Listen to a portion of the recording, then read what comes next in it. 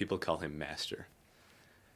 And that's one that I kind of just, you read through it and it's like, okay, they're referring to Jesus Christ. But when I realized what that word meant, it changed what it meant for conversion to me. Because what it means to me is anything that he asks me to do, hopefully, if I'm really converted and at my best moments, I will do. Because he's asked me to do it. Not for any sort of reward or benefit, but because of what he's done, I'll do anything for him. And so when we talk about conversion in ourselves, or when we look at, especially as a missionary, you're trying to help people receive that conversion, you want them to understand truly what Jesus Christ did for them, because that means if they really understand it, they'll do anything for him. Jesus Christ is one of the few people that I actually trust to know me well enough to be able to help me. I think that sometimes I don't always turn to him like I know I should. I don't always let him in when I'm having struggles. I don't always have faith that he can heal me and that he can make me whole. But I know that he's there, and he's the only one that I can turn to strengthen me and to help me be better and to help me accomplish all the things that I need to, and to be the person that others need me to be and that I know that I need to be. I know that he watches over us, and I know he cheers us on, even when we're making mistakes.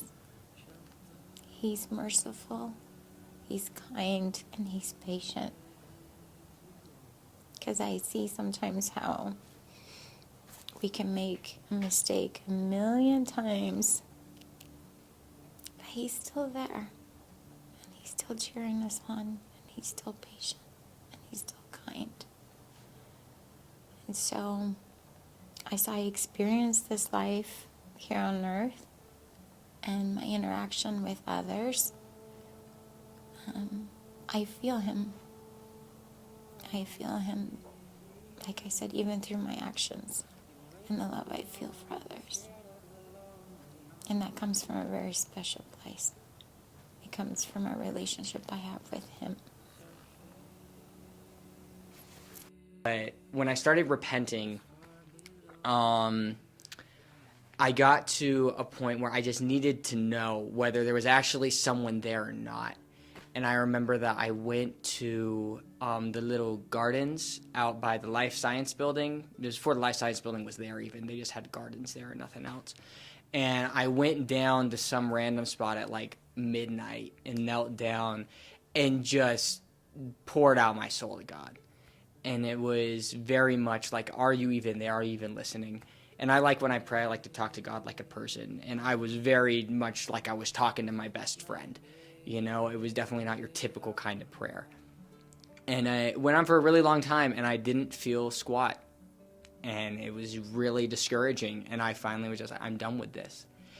And then I just got this feeling that was like, it's okay, I'm listening. And I realized that that's what Christ was. But not like a big, glorious moment of come and pull you up. But it was more just a friend that would listen. And I realized Christ knew that's how I worked.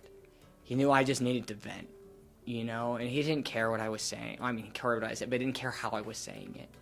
And he just listened to me. And he was willing to listen to me. For me, I guess, Jesus Christ is opportunity. It's an opportunity to be more, or to do more, to become something bigger than who I am now, or to overcome weaknesses or faults in my past so that I can continue to grow. Or when a trial or something comes my way that I can't handle on my own, that I'm able to use that opportunity or the Savior to kind of boost me.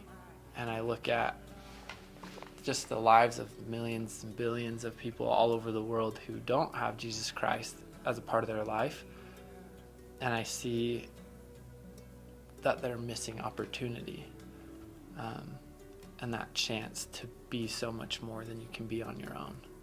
And that only really can come through Christ.